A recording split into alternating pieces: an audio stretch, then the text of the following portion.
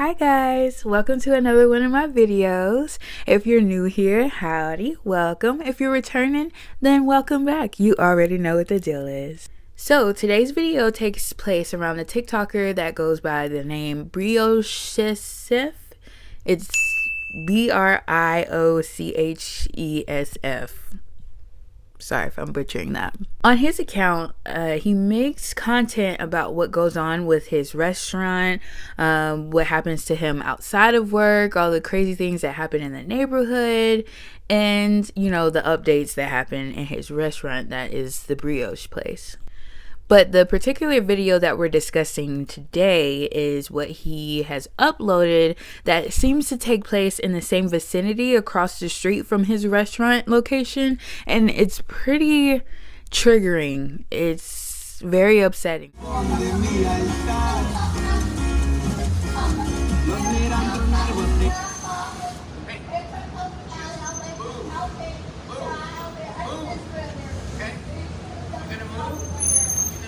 Okay, so that video is extremely upsetting to me, for obvious reasons, right? But before you guys go crazy on Barbarosa's Lounge, they have absolutely nothing to do with this at all. The guy actually spraying the woman across the street from the brioche restaurant, he works next door to the Barbarosa's Lounge, which is, it looks like kind of a duplex. I'll put a picture up here for you guys to see how it's set up. Now, he is the owner of the establishment next door, and the establishment next door is called Foster Gwyn Gallery.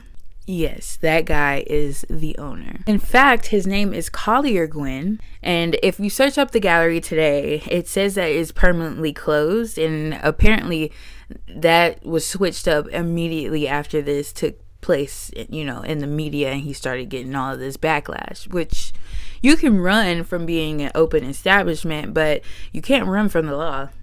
You can't. You can't. But this is a very serious situation, and I'm so glad that the news got a hold of it to cover it so more people could be aware of what's going on. This got the attention of BBC 7NY, and look at the excuses he gave them. It's ridiculous. Take a look. I totally understand what an awful thing that is to do. But I also understand what an awful thing it is to leave her on the streets. We called the police. There must be 25 calls on record. It's 2 days in a homeless shelter. It's 2 days in jail. And then they drop them right back on the street. Monday, when Gwyn says she refused to move and resisted help, he sprayed her down as a last resort. While multiple others in the area described the woman in this video as a nuisance. So there is also another man by the name Darren McKeeman. He saw Collier talking to somebody on the side of the street and decided to get his own insight of what happened, and this is how it went. They've had tons of homeless, but they haven't been in a situation where they get that violent with 10 days of the neighborhood trying to do something.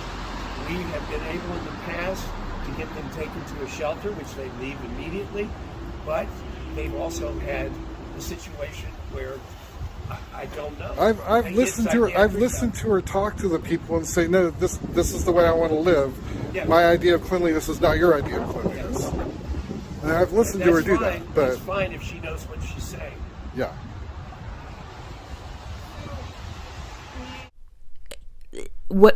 Basically what I'm getting from this is that since she was okay with living on the streets, she was okay with not moving, you decided to spray her with cold water. And people were saying that it was cold that day and it was raining already. You could see her in her coat and her hat. Like, he sprays her with this cold water. What if the lady was mentally ill?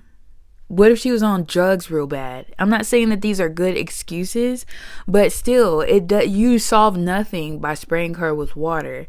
The man's establishment, before it was permanently closed down on Google, showing that it was closed down, he had some visitors from some guys who busted out his windows and interrogated him, like, real bad.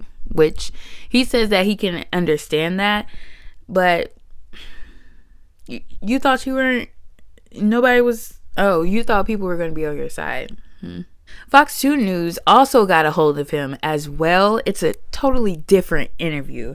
It's like he gives different sides of the story or different lies to different news channels, people. It's like he can't keep up with what he's already said, and it's disgusting because there is no excuses. But on the Fox News 2 channel, they actually brought in a supervisor, Aaron Peskin, who represents that district. He believes that Collier did commit an assault, which is good. I mean, to be real, guys, these aren't new tactics to harm people. Just a repeat of uneducated people being ignorant and hateful.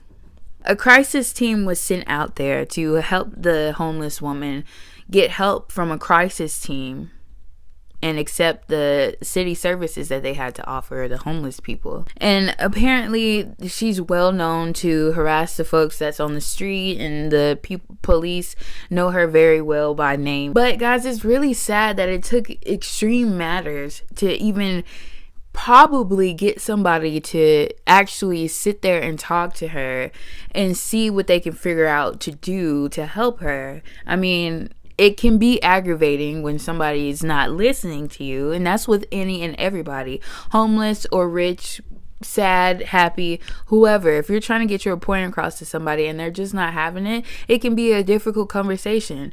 But I feel like to have somebody come out and speak to her, you know, with her having mental illness or drugs or whatever, to actually sit down and speak to her like a human being. And I'm not saying that that has not been done in the past, but to actually get her to understand what's going on, that it is crazy that it had to take all of that to get her some help that she needs, clearly. Do you guys think that he was sorry, or do you think that he was sorry it was filmed and he got caught?